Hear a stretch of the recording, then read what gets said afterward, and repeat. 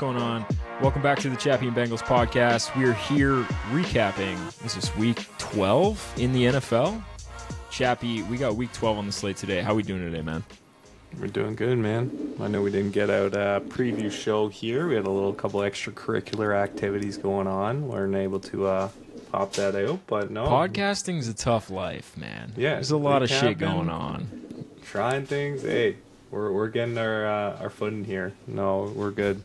We're Bottom line is, this. we just love showing up as much as we can. Showing up as much as we can. So regardless, we're gonna be here. Might not be the most consistent, but we will be back until we are absolutely consistent. I guarantee you that. 100%. Yeah. No. Good week. Fun week watching things. Fun week because you hit a nice little parlay last night, it was didn't a you? better week because of that. Yeah, and you turn like a couple bucks into almost $1,000, $1,500. Yeah, no, that's a good time. Can't go wrong with that. But yeah, no, that's the dive. I said if we were to do one, and I would have gotten one out there, solo dolo, it would have been an electric podcast. I'll tell you that. But yeah, we'll make sure this one coming up. It's always electric on the ones that we miss. Correct. So if Chappie tells you to take anything tonight, you fade it because he's coming off the victory. Run the other way. So don't take whatever he has to say about tonight's game because it's not going to happen. It's bad news. You should just don't listen to me.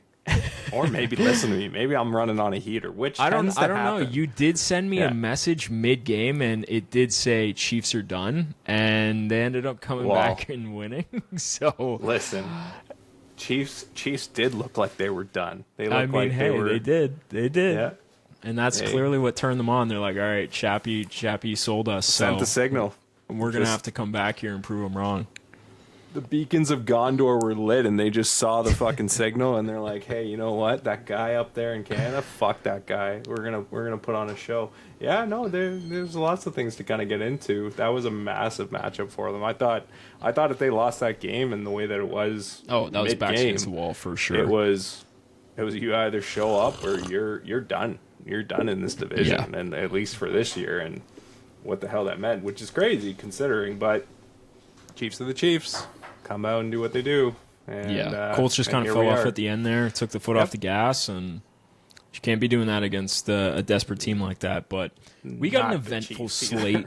We got an eventful slate to get into here. I mean, there were some good games over the weekend, some close ones, some underdog stories, but we'll dive into that. But if it's your first time here, guys, if you enjoy the content, go ahead, give us a like, subscribe, really helps us out. And we'll dive into the games here and kind of break down some of the bigger stories that came out of this weekend. We'll start with some of the earlier games. We obviously had my Bengals playing against the Patriots. Bit of a letdown there, although closer than I had thought. I kind of predicted the upset win, but that was going to be a little bit tougher minus a Jamar Chase in this game. And we'll touch on that. But initially, the earlier games in the week, the Jets, the Ravens, that game kind of uneventful. Jets were up here. Kind of weird. I didn't catch too much of the game, but was tuning in because I had Henry playing. Obviously, I was like, fuck, man, come on. How is Henry not racking up the yardage against a Jets defense? But, man, they kind of showed up to play a little bit more and could have something to do with the benching of Justin Fields, where you had Tyrod Taylor come in, and the Jets kind of hung in there, and it really wasn't until the end where the Ravens pulled away. But is there any big takeaways from this game that you had? Not really, honestly. I think the Ravens are ascending into that spot now where we're going, all right, the Ravens are what we thought they were. They've gone Lamar back. They're starting to get a feel for their game again. The Jets were, honestly, as much as, in this game, they're not in this game. At the end of the day, the Ravens were going to kind of beat that team down over the course of it and break away. But yeah, and honestly, there's nothing with the Jets right now that's exciting. I picked up Mechie. I'm not sure if you saw that 2 weeks back. He's had a touchdown, I think, back-to-back games. Yeah, right? He's had back-to-back touchdowns. There's something. Somebody's got to get that. the targets so in this offense. If you're out there, exactly that. We know how they spread volume and how aggressively they go to their one receiver. And honestly, that's what it feels like in this offense right now, that there's one receiver. And Mechie might be that kind of play heading into the last couple weeks of fantasy. See how that kind of feels itself out. Definitely going to be a top waiver wire claim in your fantasy leagues this week. If not at the top already. Someone to kind of look out to and see whether or not that volume is going to come, especially considering that obviously he was a high-profile player coming out of college. Then you get, a lot of back and forth between the different teams, and now settling into a Jets offense that really doesn't have anyone else. They're not going to be playing for much here. He's going to get a lot of reps. You're going to get that volume. Garrett Wilson's kind of subject to whatever is going to happen there, right? If they're not in a good position, they might not even play him. So that might be one of those situations where in your league you might have a Garrett Wilson. Maybe go get the guy who's going to replace him in that volume or potentially do so. So that's what my takeaway was from this game. Yeah, this is kind of where you get guys playing for, jobs and stuff, end of the year. Obviously, nothing's on the line. The team's already out. They're just going out there playing ball, and you're going to have to slot some of these guys into your lineups, because of injuries and things like that. And like Chappie said, I think Mechie's a guy to keep your eye on just with what's kind of been happening here. Somebody's got to get the targets in the offense, right? So, but aside from that, I'm not really – I don't know, man. I've been coming away from these Ravens games. I'm not sold on kind of what's going on. They're playing some bad teams. It's not like they're beating up on anyone good here. And it hasn't really been impressive. They struggled against the Browns team last week, which divisional matchup, and the Browns are great defensively. That's a tough one. But to play the Jets at home and kind of look lackluster through the first three quarters almost, and, it just hasn't looked like the same Ravens team on offense. And I think Lamar is still, he's not himself because he is nursing a bit more of that injury still, and I just don't think they've been able to open it up the way that we're used to seeing. So obviously they're going to continue that light stretch. They got 2 against the Bengals in the next 3 weeks, and I don't know. Burrow's coming back, so we'll see. Yeah. We'll see how the Ravens look, but you're still getting these soft defenses, and I expect them to kind of get the ball rolling a little bit more, but we'll see how it plays out. Yeah, I think that's the funny part I was looking at, as I'm sure a lot of the guys out here listening are. You start to try and check in on those teams that have a running back that you might need, especially in redraft leagues. Maybe they're out of contention. Maybe they're in that spot. And I looked at Derrick Henry multiple times, and something about it just kind of didn't feel right. Whether or not it was the defenses that they were going against, the matchups that they were going against, it just kind of faded me away from Derrick Henry. And Derrick Henry is just kind of faded a little bit back this year. He definitely has. I think there's an age element to that. I think there's an injury history that was happening with Lamar being out, and you're not able to, if you have to be that workhorse, and you've been literally the workhorse for your entire career, the workhorse, the NFL workhorse. This guy has more touches than I think anybody in the history of the game at this point. So, I think it's catching up a bit there, and we'll see. The guy's a dog, and I'm not going to take anything away from him, but it'll be interesting to see how this kind of Ravens team shapes up by the end of the season here. Yeah. I do think they win the division. I don't think Pittsburgh's going to be that team. I think it's going to be the Ravens that ultimately pull it out. They just look like they are the better all-around team. They have more explosiveness on the offensive side of the ball.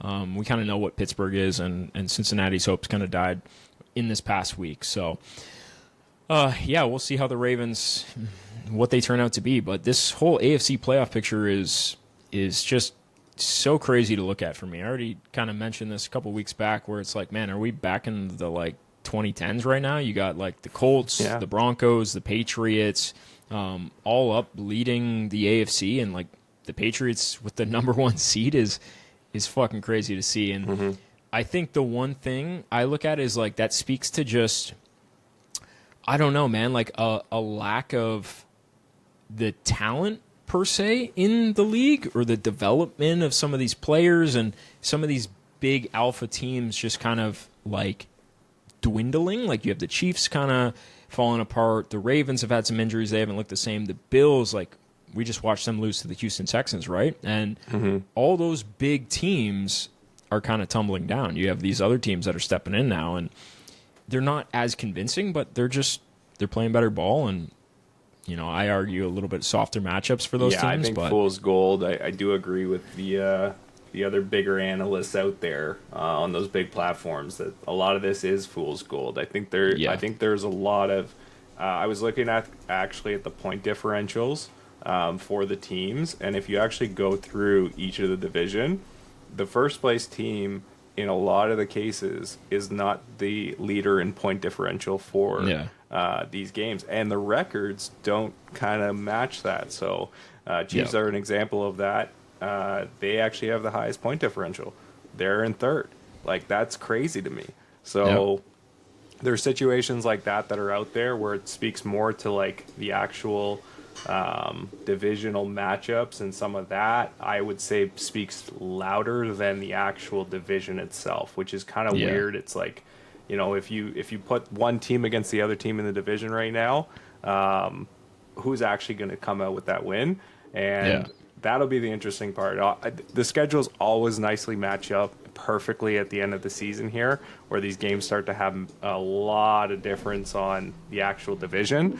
So I'm going to be very curious to see how this kind of slates out. Now, the Denver and the Chiefs situation, like I think that's, even if this win was obviously big for them, but I don't know. I think Denver's just still going to take that right now. And I had joked about the Bills still taking this division. Yeah, just the way it's shaping up with New England, it's not happening. Like, and that's just, well, the Patriots are 10-2 right now. The Bills are 7-4, and they have a game to play. So like, I think the Bills, honestly, like, they have to go on a stretch here and beat the Patriots at the same time. But then you have to count on the Patriots losing games. It's like, they're a little bit too far gone now. Spot, it's not in a spot where you can see the ground made up anywhere. Like, it's going to be too many. Have to lose this one, have to win this one. But hey, if anything we found out last year with your Bengals is that, you know, those things can align and sometimes just come up short. But still, I think it's going to be very tough as this kind of goes through. But yeah, the divisional matchups are pretty impressive. Like, if you kind of go through that and you see, like, the point differentials are just heavily slated to exactly where you think it should be. Those teams that are the ones that we were just talking about as the historic leaders of those groups are still in the point differential, the best team in the division. So we'll see. Yeah, and I'm just kind of looking at the schedules here, and the teams leading. Like, you got Patriots in first, Broncos second. They were on the bye this week. Patriots obviously still have a bye week to go through. Colts at 8-3. That was a big one for them. And then you get the Ravens, top of the division right now at 6-5. And then the wild cards, you got the Chargers, the Jaguars, and the Bills. I don't know. When I look at the teams that are kind of in the hunt right now, you got Pittsburgh, Houston, Kansas City. I can see the Jags kind of finding a way to lose this one. I think they still got 2 games against the Colts upcoming here. Yeah. And I watched them struggle against the Cardinals team this weekend. I don't know how much more football I have to watch to say that Trevor Lawrence really isn't that guy. I don't think he is. I don't think he's ever going to be. He's a suitable quarterback, but is he a top 5 paid quarterback in this league? No, and he shouldn't be. And I think he's always going to be, you know, that guy at the end of the day. And if it's one team I see kind of falling out of this race, it would be them, especially with, you know, the Chiefs kind of at 6-5, just nipping at the heels of all these teams. Chiefs got some big matchups later on. They play some division opponents down the line. Who knows? I think they are the team that I put my money on to squeeze in, just because teams like the Steelers and the Texans, they just don't do it for me. I think Houston's defense is amazing, but they don't have the offense to hang with a lot of these other teams, I don't think. So yeah, it's funny because that's not the same discussion we were having a couple years about when Stroud was doing what he was doing, and I think, I don't know, it was kind of one of those like sleeper teams that you just kind of, everyone's sleeping on. Houston, like, the defense is there. If it's this incredible. Offense can Their even defense is incredible. Come remotely together, and they have the people to do it. It's not like this team doesn't have, like we were talking about, this is one of the most explosive teams a couple years back. Not a whole lot's changed from that group. Obviously, Mixon being hurt for the entire season with God knows what has not helped with this situation. But prior to that, like, I think they can still make games tight where they shouldn't be. And that's all you need to do in this league is just kind of find a way to keep it close, and anything can happen, right? So, no, I think a lot of people are sleeping on Houston. We had talked about it prior to going into that matchup on the last pod about, the Bills have to win this, but, Houston is going to be a tough get here because just how Bills they're have been playing struggling and how against them too. The Bills have struggled with. I think they're like 0-7 against in Houston, like the last 7 outings. And then just in general, like the Bills are just having a really tough time on defense, like terrible. Yeah. And again, we had just said this, that if Josh Allen has to hero every fucking game, good luck to this team. Like there's 7 wins and it's on Josh Allen. Like it's crazy. And James Cook. Like I that's one thing I will always say. Like the narrative of like, oh, it's just Josh Allen. No, James Cook is pretty fucking good. He is good. Only Josh Allen narrative, even though it's like obviously 6 touchdowns. Yeah, that guy's incredible. But James Cook has also had 3 touchdown games. He's also carried this team, many of them. So, we'll see. Yeah, and I'm looking at kind of the schedule for Houston. They got the Colts up next, so they got 2 matchups against the Colts. So there's going to be a lot of divisional play within like the Colts, the Jaguars, and the Texans here down the stretch, which will ultimately decide the division. But they got the Colts at the Chiefs, which 2 tough matchups coming up for them, which I think how they do in this next 2-game run will ultimately determine where they end up being. And then to cap the season, they got Cardinals, Raiders, Chargers, Colts, so a bit of a mix, and there are some softer ones after that, but I think those 2 will be a big telltale, right? But who knows, man? Teams get hot, and shit just kind of comes together for them. Your take on was, what are you thinking about the Bears here? Well, what do I you still think? I told you, I think it's just matchup dependent. Like what happened again? Bears went down again, and then they came back and they look good. And I'm just like, you're playing Mason Rudolph and the Steelers at home. Am I really chalking that up to something big? No. And I honestly, if you're looking at a trend this season, all the teams that are at the top of the leaderboards have had the Mickey Mouse schedules the entirety of the year. Yeah. Like you look at the AFC, Patriots, soft schedule. Broncos, soft schedule. Colts, soft schedule. Like these guys have all been playing soft teams, and there's just not a lot of talent I find this year. It really hasn't been a great display based on previous seasons. And then I look at like, if anything, I think the NFC is going to be the one to win this year again. I just think there's far more talent on the NFC side. The teams are they're just more well-rounded, and they have the full display of all the moving pieces working. The AFC, I don't know, a bit more of a toss-up. But, I don't know what the Bears really are, but that division is.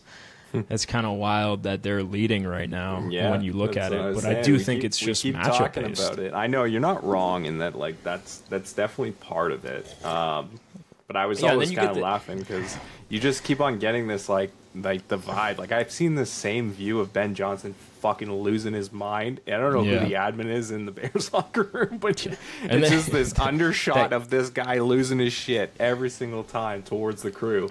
So yeah, it's.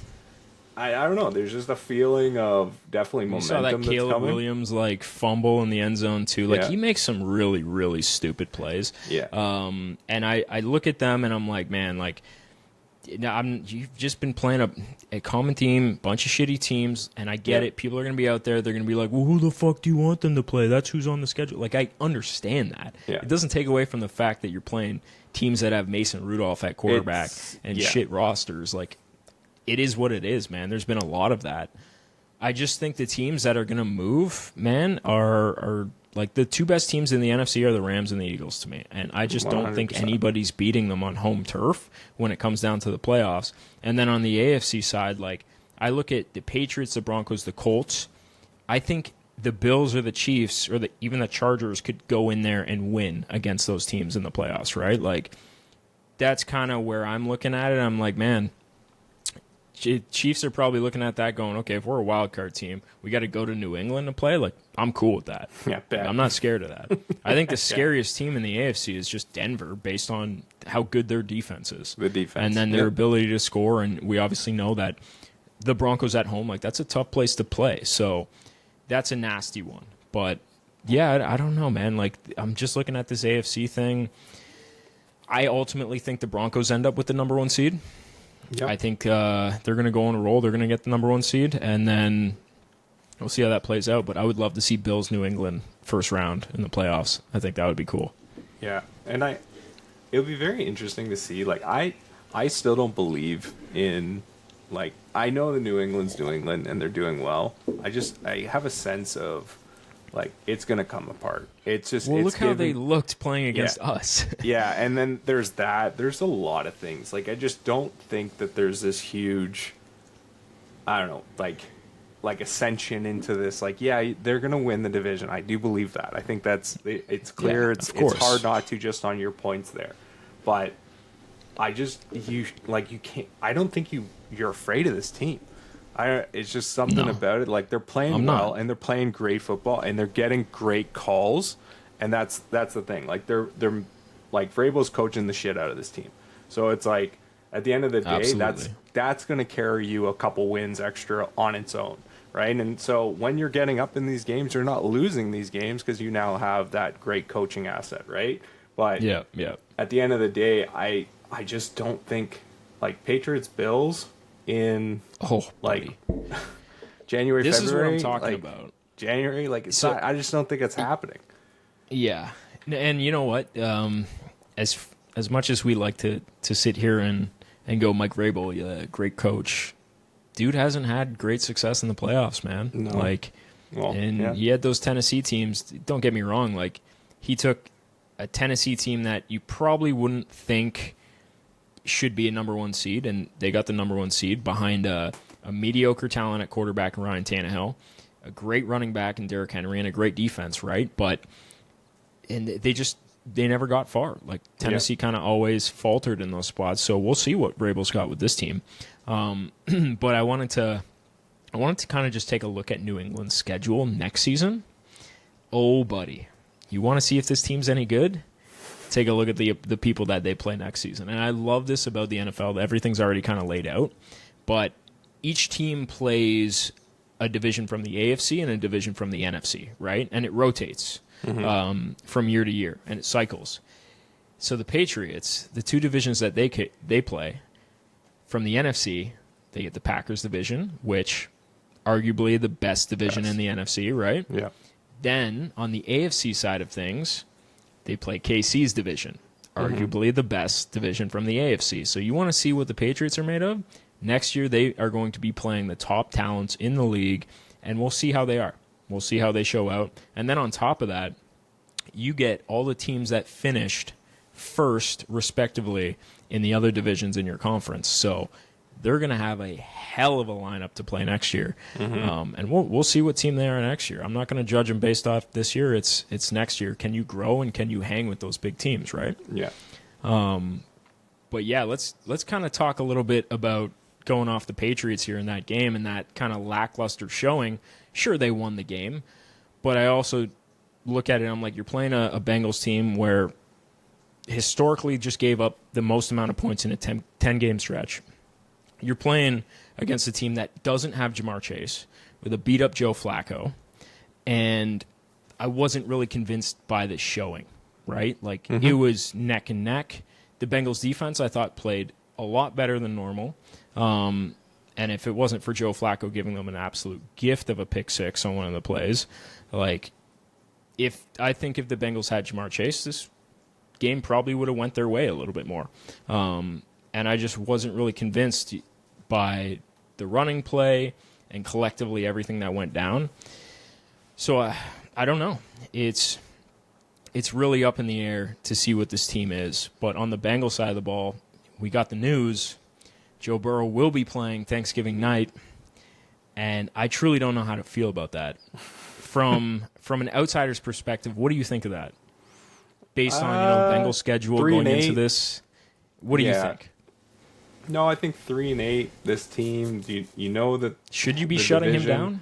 I don't think this team. I don't get it. Actually, I lied there. I don't get it at all. Yeah, like, does it make sense that he feels that he wants to get back into it and give everything that he can? Sure. To come back projected earlier from when they initially said would be an opportunity in week 15 is kind of crazy to me. It's like you're giving back now. Oh, he's 3 ahead weeks of schedule. recovery. Oh yeah, and like way ahead, right? So it's like that part that's confusing to me. At what point do you believe you're going to make a difference here? I get it. Like, it's good to be, and for career sake, right? And even season sake, and I'm sure there's incentives to do so.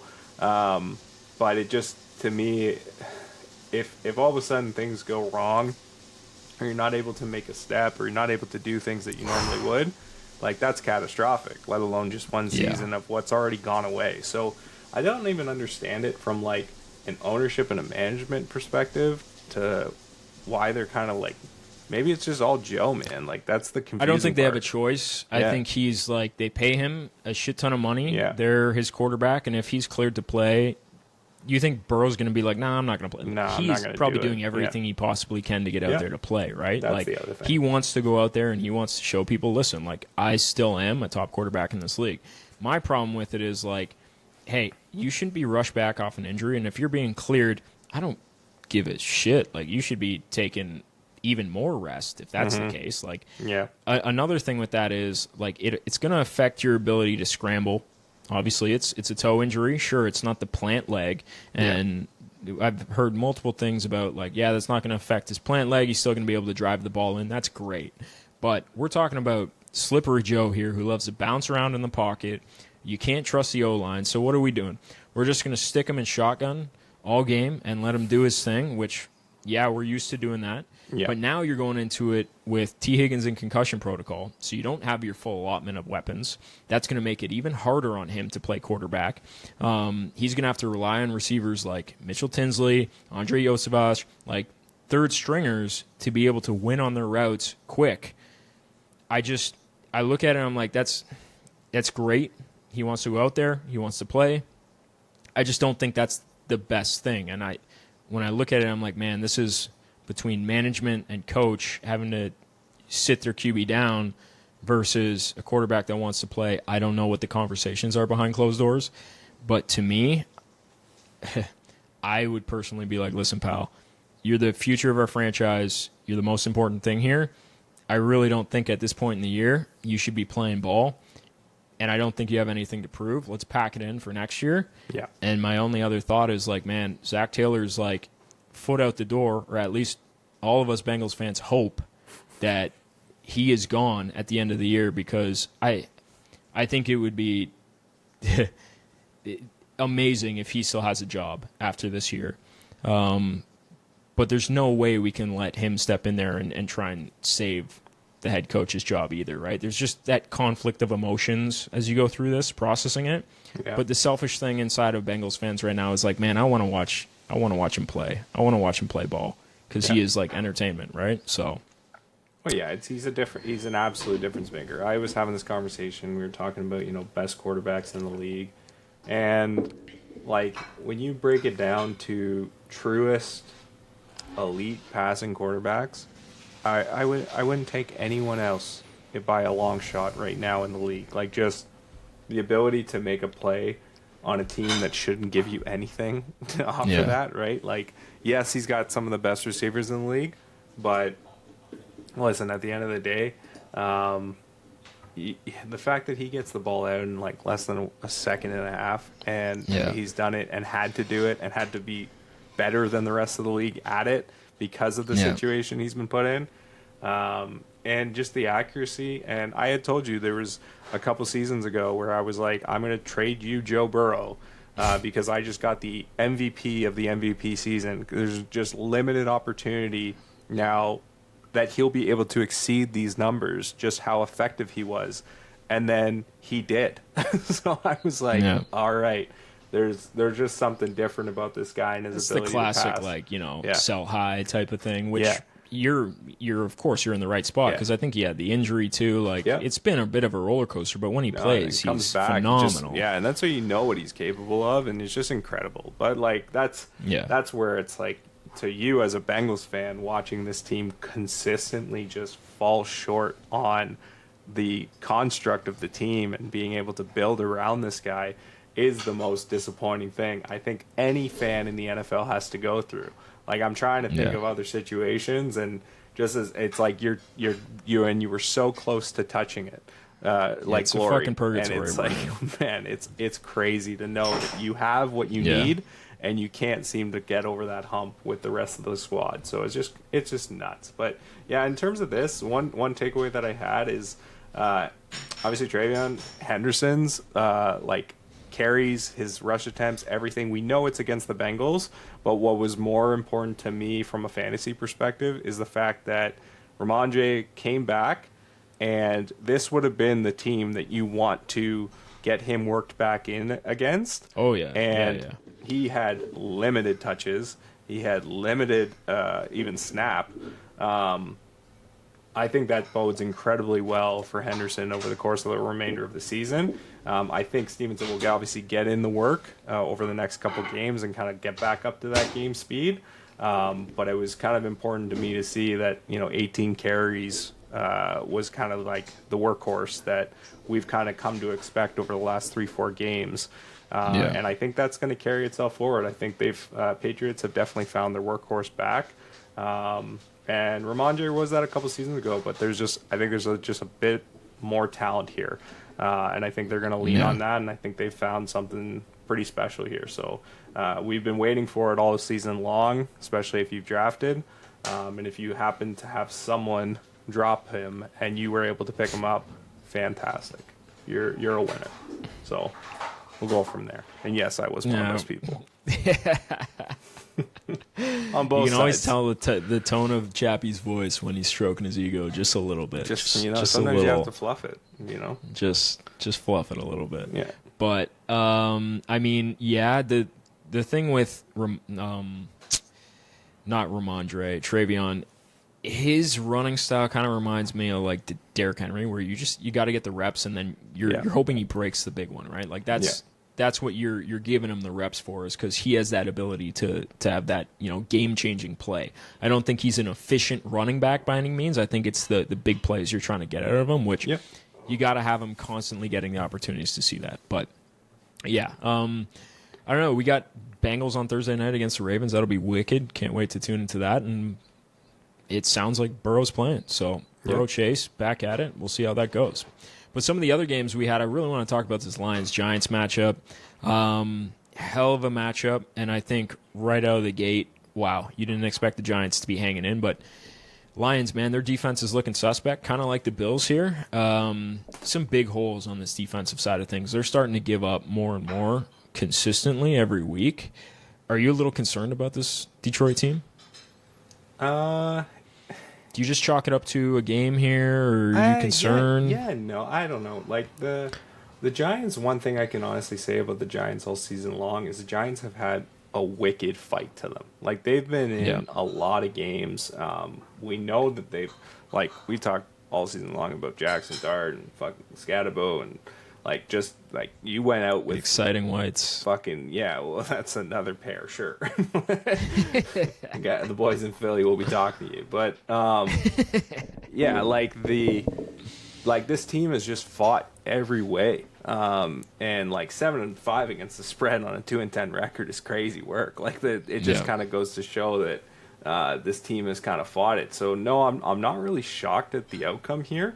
The Lions just I don't know, they still have the ability to win a lot of these games.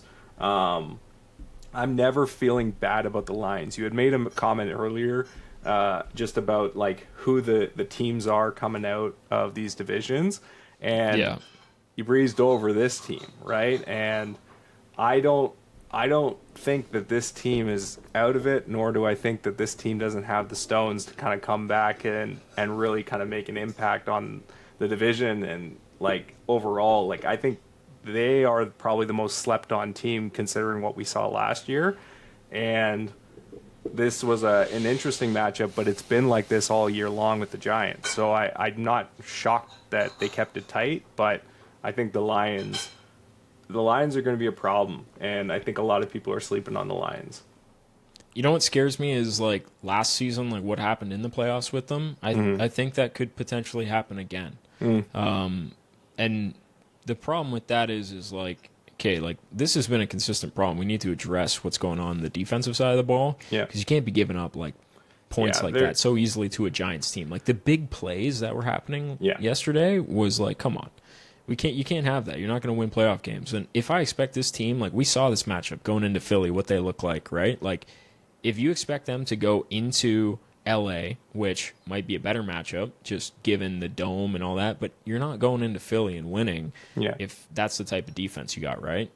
That's my concern. Fair. Yeah, you know what's funny? I'm just looking over like the overall recaps, the team stats between the two of them. You know what saved them in this game? They didn't have any fourth downs. Detroit didn't have a single fourth down where they went against and actually ran a play. They didn't go for it on fourth down. Which obviously they is their always thing. do. But like at the end of the day, maybe 0 for 5 stopped it. Maybe like that just goes to show the Giants giving up all the yardage and 3 downs, didn't even need the fourth down. Yeah, fair enough. But but and that's a Giants team that's 2-10, man. Yep. So that division is going to be interesting to see what comes out of that, because you had the Packers winning. I think we know who's not winning this division in the Vikings. Mm-hmm. So we'll briefly get into that. They just have not been. They have not been in Showdown. And we can kind of bounce over to that Vikings-Packers matchup. You have Josh Jacobs out. You slide in Emmanuel Wilson, 2 tutties. Ground game's great. You know, Jordan Love distributing the ball. Vikings just looking suspect, man, and J.J. McCarthy has not been that guy this year. It hasn't been good. Now he's in concussion protocol again, and you just get this roller coaster of a season it's been. It looks like, you know, the Vikings players like Jefferson frustrated out there. This has not been the showing that we're used to seeing from this Vikings team. So, where do you go from here? This team's done for this season at least. I don't know where you go from here, because you've invested now. You made your choice. You made your decision. Yep. You went with JJ. And you got to develop the shit out of him now. So it's like, and I'm not going to write off the kid like by any means either. I think that's the biggest thing. It's one season, and I think the funniest part that's just not really being talked about too much is how quick the Vikings fans have been to write this guy off. Like the amount of memes that I've seen come from Viking fan pages. It is like they're so quick to judge, especially when a guy's struggling. But yeah, like that photo of him with that silly looking face, getting ready to accept his thing with, well, not even like the 9 thing, but when he got player of the game, when he had that comeback. And ever since that point in time, it's been downhill. Like, it has just been awful. And the amount of, like, things that have come out of that, it's just been, I don't know. Like, I think they thought they had it. I think we both were back and forth, even in that first game. And we were saying, I don't know if this guy's NFL ready. I don't know if he's actually there. He came through. Like, he started making those big plays. We can go back in the podcast and check out one of the channels here where that was the one game where we were like, okay, maybe there is something. We were talking a lot of shit in the beginning of the first half here, and then he came together. He came and got it. He's now had more than a couple halves to work this out, and he's just getting overwhelmed. Now Packers defense is one of the better in the league, and that was just going to be problematic regardless. But yeah, you gotta make plays, and you gotta continue drives, and they're just not doing that at all. And it's coming on passes that he should be able to make, and he isn't. He's either overthrowing, underthrowing. It's just it's not going well at all. So if you're a Vikings fan, I'm sure you're just nervous as all hell about what this means. What this means for and this is just how the NFL goes. Your wide receivers get frustrated. They start to want to make moves. These things start to happen. And right now there's not this like massive run game that you can kind of lean to. So yeah, it's not the best. It looks like it's done for this season. I can't imagine that they're going to get out of this and make something out of it either. I think what you do at this point is like slow it down. Yeah. You're 4-7, I think you take the pressure off the kid. I don't know if he's even playing this week, concussion protocol. Yeah. But I think you got to get the guy the reps, and you got to let it play out. Let him make mistakes, man. Take your shots. Like the season, you're probably not getting anywhere. You go in there, you do your thing, and you just progress because you need something to build on going into next season, right? This is your quarterback of the future. Yep. You got nothing to run from now. This is it. Settle him down. Figure out what he's good at. Start building this offense around what he's good at, and taking this step by step. And I think that's the best way you handle this. Yeah. And, man, at the end of the day, I think Baker said it best. He's like, man, I never changed. I've always been the same dude. They just hate you when you're losing, and they love you when you're winning. So that whole 9 spiel, the shit that we see now that we're laughing at with J.J. McCarthy, that flips, and then everybody's embodying that when he's winning games. So you do your thing, you work at your craft, and you get better, and you go from there. But pack it in, figure out how to make this offense tick, and bring it back next season and go from there. Yep. But Packers side of things, that keeps them 7-3-1 on the season. That was a big win. They're still fighting, in the playoffs, and I didn't even see what the standings were for the NFC. Packers are currently in a wild card spot. They're sharing it with San Francisco. Funny enough, Detroit's on the outside looking in right now. Yep. And then you have Carolina at 6-5, and then Dallas at 5-1. So I look at that and I'm like, okay, this is interesting because that Tampa Bay Carolina division's always like they're just kind of crawling in there with like 9-8 records every year. It seems like. Yeah. Bears are winning the division. They're a game up on the Packers. That's going to be a fight to the end. You got Detroit, Green Bay, and Chicago all vying for that division title. So it'll be an interesting one to watch. Yep. But the jury's still out on Jordan Love. So we're going to see what he is when it comes down to this. But I think he's a forever one playoff win and done kind of thing. I think he always wins the wild card round and then he loses in the divisional. Like I just think that's the guy he's going to be for the rest of his career. Yeah. What would be really we'll crazy is, I don't know. Like if Jordan Love, I don't know. It'd be interesting to see how they play how many times did they play the Bears here? Let's take a look at the schedule and see who they got. So they just played the Vikings. They got at the Lions next, the Bears at home, at the Broncos, then at the Bears. So they got a nice stretch coming up here. Yeah. Some divisional games, and then at Denver. Oof, they got Baltimore as well. We're going to see what this team is, and this will ultimately decide their fate here. Yep. They got some tough ones. No, they got some tough ones. This is going to be interesting. Reason I say about the Bears thing is just even the comments that Aaron Rodgers was making last week when they asked about him going in, and facing just given his, I think he's 25-5 against the Bears. Yeah. And sucks he didn't get to play that game. Yeah, exactly. And then and then he said, hey, J Love went in. He's been continuing that trend. It'd be crazy to kind of see that obviously the Packers you think are on that ascension tour, kind of back to, hey, they've got a great defense. And, as long as you can kind of win games there, you can pull out some on offense. And if the Bears are starting to get better again, that'll be the test of this in the last couple games of the season. And it would be awesome to see how this kind of works itself out. It'd be wicked. So kind of looking at these schedules, I'm curious to see where your head's at. Who do you think takes this division? With it all being said and done, obviously we just went through the Packers schedule there. I'll give you a quick little look at the Lions schedule. So Lions just came off that Giants game. They got the Packers at home. That's on obviously Thanksgiving.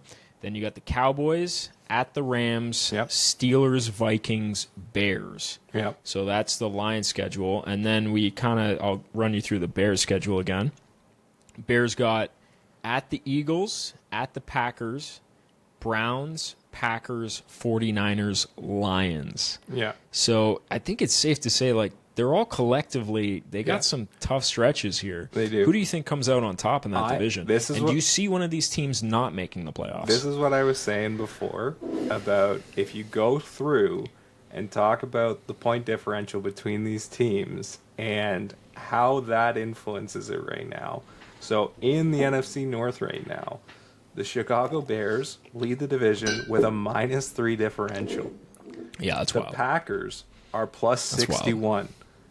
The Lions are plus 83. Holy shit, dude. That's remarkable. So that's awesome. And so when I was... We just talked about matchups, though. Yeah.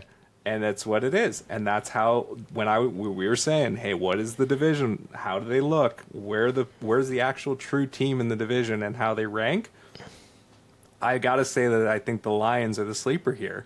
And that I think the Lions are going to come around. And that's just based on the Lions are scoring a lot of fucking points. They're giving up a lot of points, but they're scoring a lot of points. We also know and what they got are a plus too, 83 right? differential.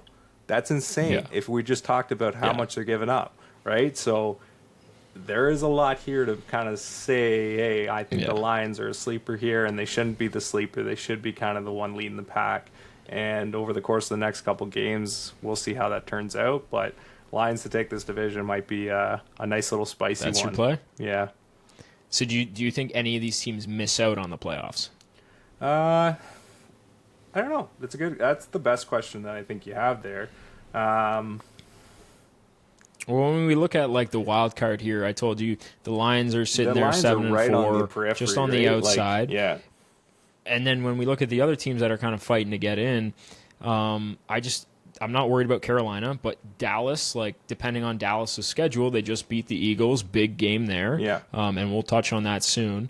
But that's really the only team that might be nipping at the heels of, maybe another team not getting in. But the other two teams in there, like San Fran's schedule, I think they're going to be in. And then I look at Seattle as well. Like that division with the Rams, Seahawks, 49ers, like that's another one where it's like three teams are trying to get in too. So no, good question. I don't know.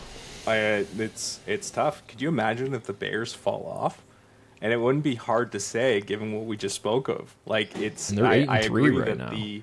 The records constitutes, you're most likely going to make it in. But if the schedule comes around, you get those divisional matchups, and things start to shift where this team can be 8-7 real fucking quick. And I can tell you right now, they're not beating the Eagles. No, they're not beating the Eagles. That Packers matchup is going to be interesting.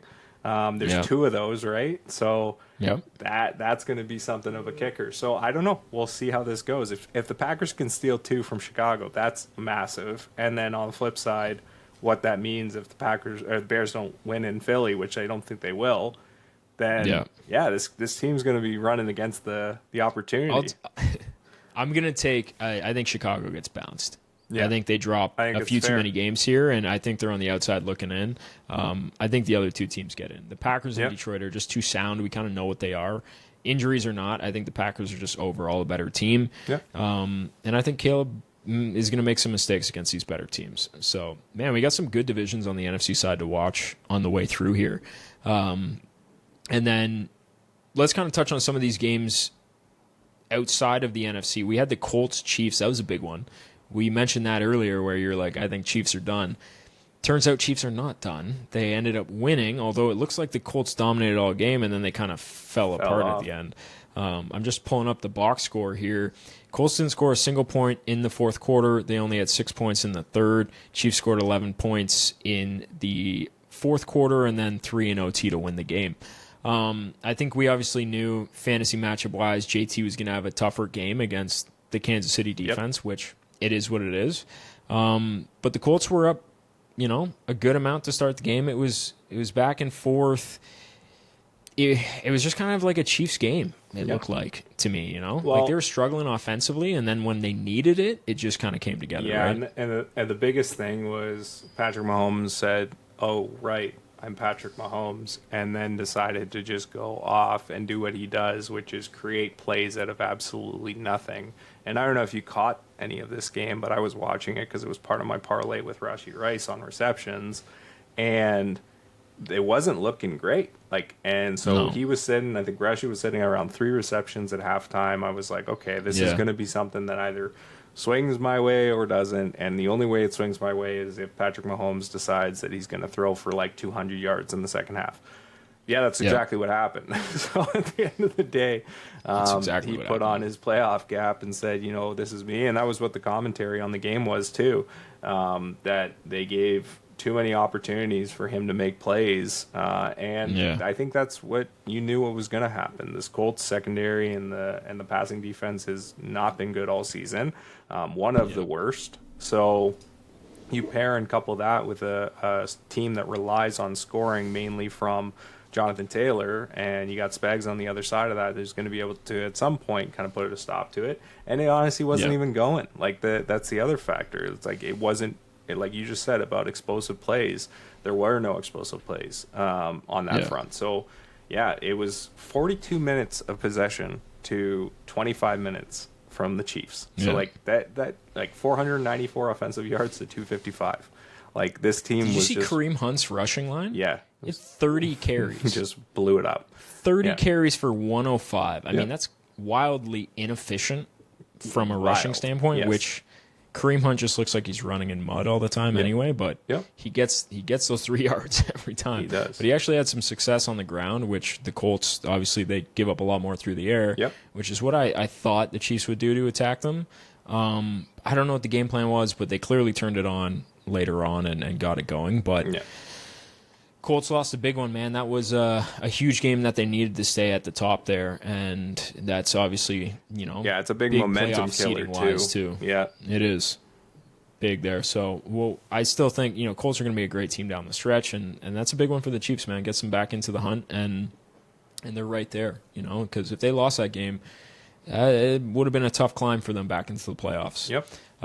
But some of these other games that kind of happened, we obviously had the Seahawks over the Titans. That was a little bit closer than, what we had thought. Titans were scoring some points at different points in times there, but you have JSN going off. It's his season. It is the Titans defense, though. Like, we will say that. Titans are 1-10. They're the worst team in football for a reason. Seahawks did their thing, although they didn't cover the spread. Titans got some cheap points at the end. Seahawks are 8-3. Nothing to be concerned about there. That team looks great, and they're going to be one of the better teams to watch going through the playoffs here. And then we got Jags-Cardinals. Jags kind of had to sweat this one out. Cards got in there, tied it up. And then it was kind of like, all right, this is what the Jaguars are going to be. Bit of a roller coaster. They're going to look great, and then they're going to play against a shitty team, and they're going to have to squeeze it out. Like, this is why I'm not confident on that Jaguars team. And then you look at the Cardinals. They're kind of just, I think they're the play to cover the spread a lot of the time. Although this week it was only 2.5, which sucks. They dropped that one. But they just look like the team that kind of hangs in there a little bit. And they're just kind of shooting with Jacoby Brissett. But did you have any takeaways from those two games that stood out at all? Not really. Like you had mentioned, just Jags, I'd taken Etienne for rush rec in that game. I think that was just kind of a given, considering that what we've heard is like the same thing that we've been talking about, which is Trevor Lawrence is not that guy, right? So when you have this kind of matchup, I think that's the only way that they were going to win is to kind of lean there. And fair enough. Like at the end of the game, he made a couple throws, made a big play. Myers got his first touchdown, which was important. They're kind of grinding out these wins. The Cardinals just looked pedestrian. They were dealing with, like, Brissett went in and out of this game, injured a bit. There was the run game really wasn't doing anything, so they were relying on, like, literally Michael Wilson fucking had, like, 20 targets at this game, and just it seemed like every single throw was going his way. The funny thing is, like, why is this guy getting these types of games? And you had Marvin Harrison Jr. the entire time. Yeah, they did say it on the broadcast that all Brissett and him have been doing is just chit-chatting back and forth about, like, plays that they want to run and try in different games. And I don't know, that was evident that, holy shit, maybe go pick up Michael Wilson. But no, it was definitely important for them to get that. And then, as far as everything else goes, JSN, that's like you just mentioned. I had actually, funny enough, I had a 150-yard, 2-touchdown, and I think it was 9 receptions, and I believe he finished with 8 in this game. You just stacked the JSN play. And it was an automatic kind of look at things, because at the end of the day, this guy has been automatic. Like, all year long. He has been. And they just which blows my mind everything that way. From just like a scheme standpoint. Like if I'm a defensive coordinator, I'm going, dude, put the free safety on this guy with the corner. I don't think it matters. Bracket him all fucking game. Like matter. I don't care if we're down a guy. I know it's the whole like you have to stop the run now. Like we're losing a guy from the box if we put 2 guys on JSN, but I don't give a shit. Like do what you got to do. I'm putting 2 guys on JSN. Try and get the ball to somebody else. Yep. I don't care. I'm taking this guy out of the game, and I'll live and die on that hill. But I watch it, and I'm like, my God, this dude he's been incredible this year. I will say that. And enjoy it, JSN, because when you get a healthy Burrow back, you will not be the best receiver in the league. We know who that is, and he will regain his title. So hats off to JSN, though. Yeah. Hell of a year so far, man. Year. Hell of a year. But, yeah, I mean, we can't really finish with the show without talking about Chider Sanders. That's one fair. Start, one victory, baby. Yeah. I mean, although it came against the lowly Raiders.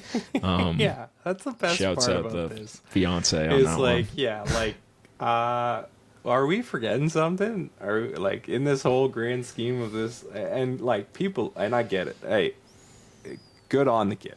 Like all adversity throughout the year, didn't get his opportunity. It had to come at some point because it's the fucking Cleveland Browns, and here it is, and he takes it and he does things with it. That's cool. But again, I was laughing because of the press conference after and just the shit that he was talking about. Hey, I got 1 game in. Just imagine me all season long. And he's kind of joking. Like, relax, buddy. Relax, buddy. Again, Raiders and easy. That was your moment to show some humility. And just not let feed it be the fodder that is this fucking Brown season. Who the fuck do the Browns have this week? That's what I think it's the 49ers. He's starting. I think it's San Fran. They got the 49ers this week? All right. So I was laughing because I'm like, what a play, man! And honestly, if he's playing, we know what they're about on the receiving end, so it might look good again. I don't know. Cleveland has a good defense, so against the run could kind of stop some stuff. So maybe it looks great again. So, but I thought it was a little crazy, like you said. Have a little humility. Let's see what it is. It's one win. He's not helping himself, man. But it's not, and that's been the problem, right? And that's what they've all talked about all season. Scoring plays with Judkins, he was on the sideline. Yes. It's a direct snap to Judkins. It's like, how do we win this game? We take Sanders completely off the field. Yeah.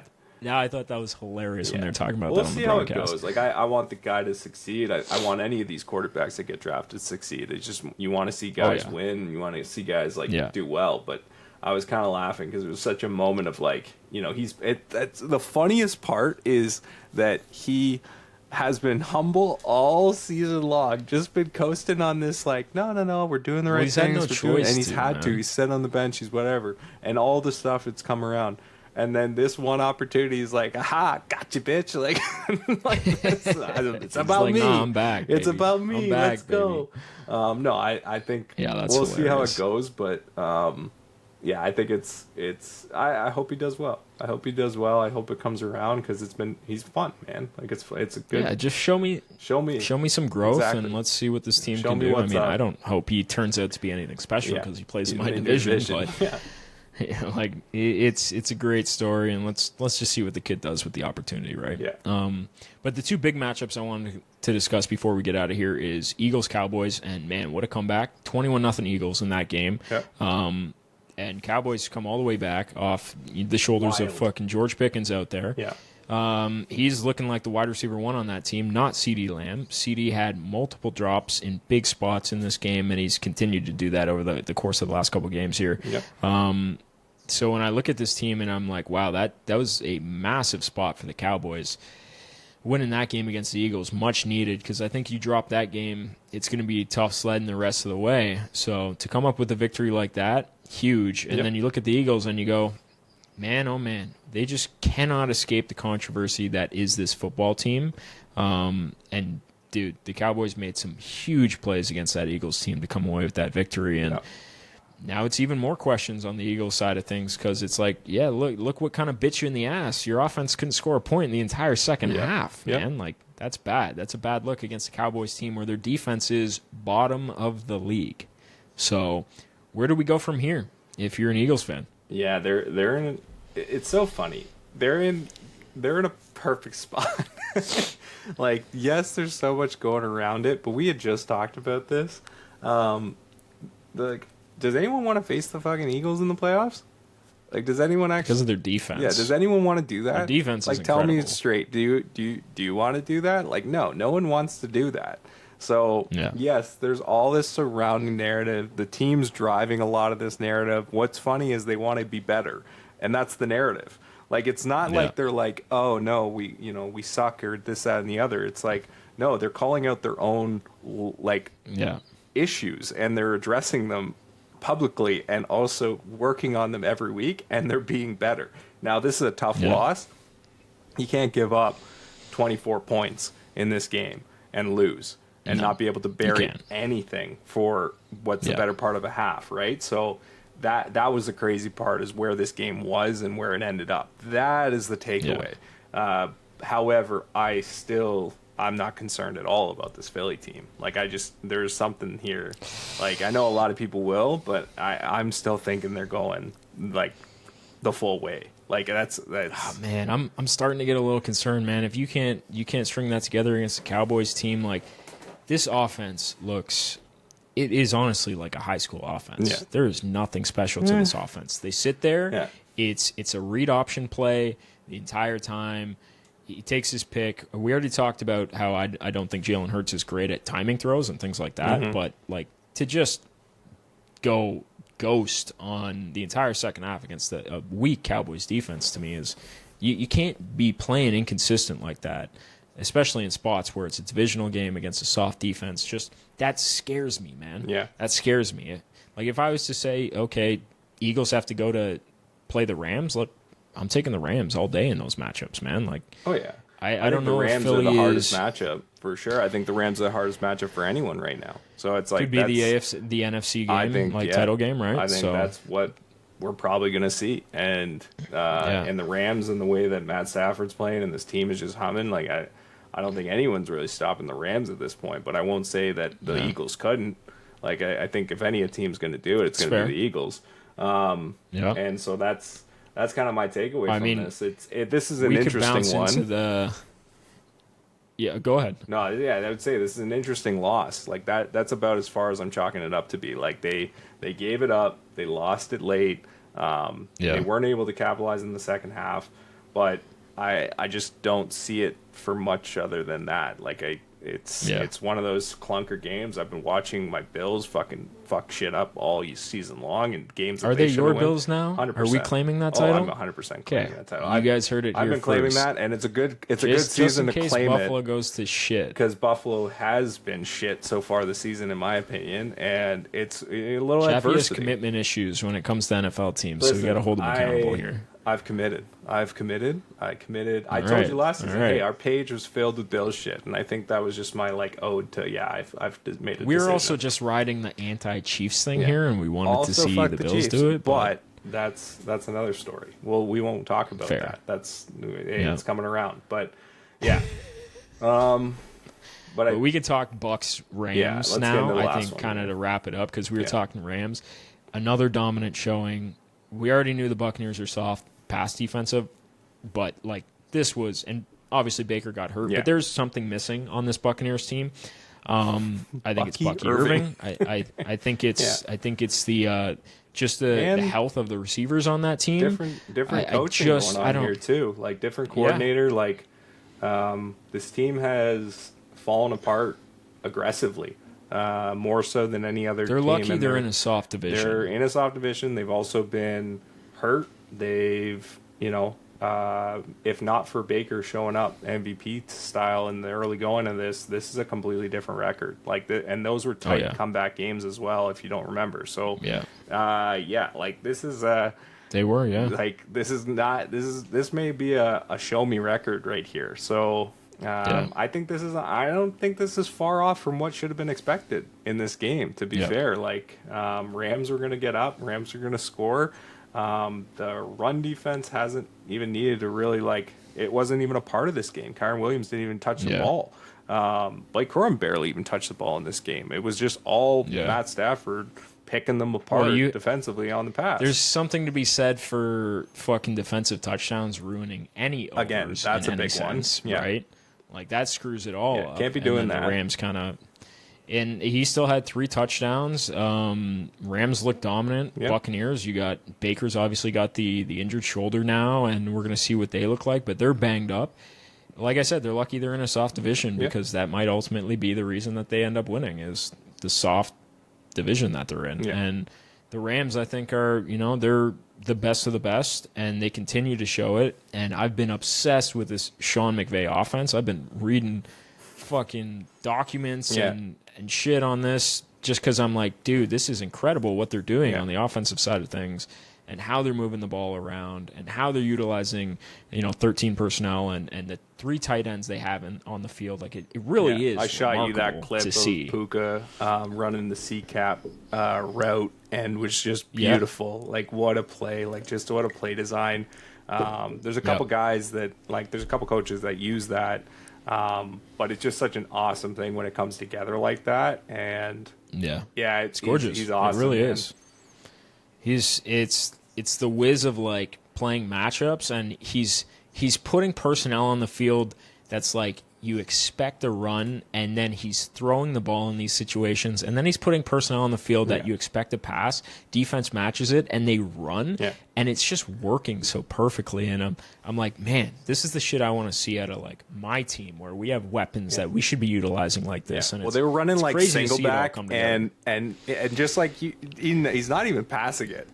They're like, he's not even. Sorry, they're not even running it. He's just going back. He's not even faking a play action or anything. It's just like this guy is solely going to be a blocker. There's no need. You're going to see it. You're going to make a guess on it. You're going to say, oh, that's Kyren Williams. So yeah, it could happen, right? And then it's just like using that to your advantage in every step of it. And it's awesome. Like they're so well coached. They're so well put together.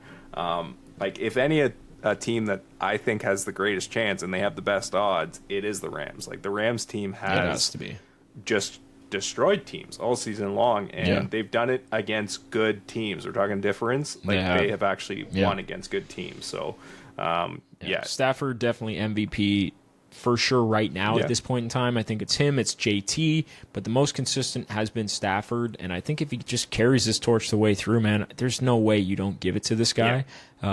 He's been incredible this year, man. It's been awesome, and I just love watching them because they make football so much fun. It's really cool to watch. So that's it. They're going to be awesome. We're going to be talking about them, every pod, because they're just going to be a story every single time. But I think we recap majority of the week. So far, we got the Panthers and the 49ers playing right now. It's 7-0 San Fran. And then Bryce Young only has 2 pass attempts and one's an interception through a quarter and a half. I have it on. I was watching it. I was like, oh my god. Purdy just threw his second of the game. So we got an interception fest going on in this one. We'll see how it ends. And we'll touch on that when we get back on the pod. But you got anything else you want to throw in here to cap it off there, Chappie? Yeah, no. Glad to get this out on the Monday. So we'll be watching this game tonight, and then looking forward to the next pod where we're going to be talking Week 13. So hit, and subscribe. Appreciate you guys. Yeah, thank you guys for tuning in. Like you said, hit that subscribe. We'll be back going into our preview. But yeah, Chappie and Bengals out. See you on the next one. Easy.